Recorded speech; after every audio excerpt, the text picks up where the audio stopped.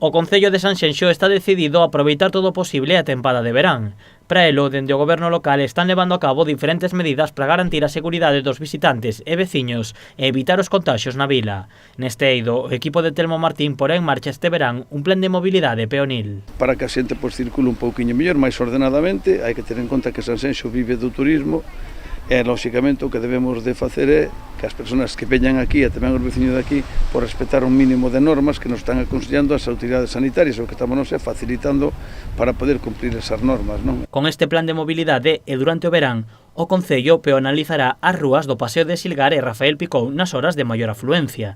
Tamén regulará o tránsito dos peóns en todas as rúas de Sanxenxo e Portonovo e no núcleo da Revolta en Vilalonga, onde será obrigatorio camiñar pola dereita e evitar así os cruces frontais. Bueno, moitas persoas xo están facendo así, non? O que pasa é que, bueno, afortunadamente, dicindo de alguma maneira, ainda non hai unha afluencia masiva de xente, non hai aglomeracións, non?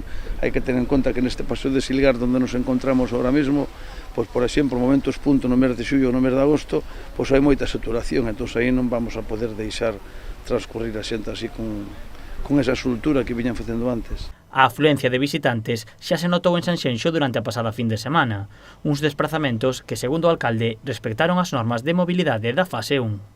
Bueno, foi un pouco máis movido que os fins de semana anterior por dous motivos, un basicamente porque o tempo acompañou ou está acompañando e outro porque aquí hai 2000 vivendas de segunda residencia de persoas da provincia de Pontevedra que non son de Sanxenxo, por lo tanto, moitas desas persoas si viñeron ás súas casas, eu creo que máis ben non a descansar, senón a traballar e preparalas para a temporada estival, non? O alcalde quixo resaltar o bo comportamento dos veciños e tamén dos visitantes, xa que o Concello acumula só 38 denuncias tramitadas entre as máis de 7.500 inspeccións realizadas.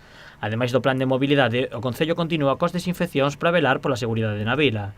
Dende Sanxenxo son optimistas e agardan que os datos sanitarios continúen mellorando para poñer en funcionamento todos os servizos públicos canto antes.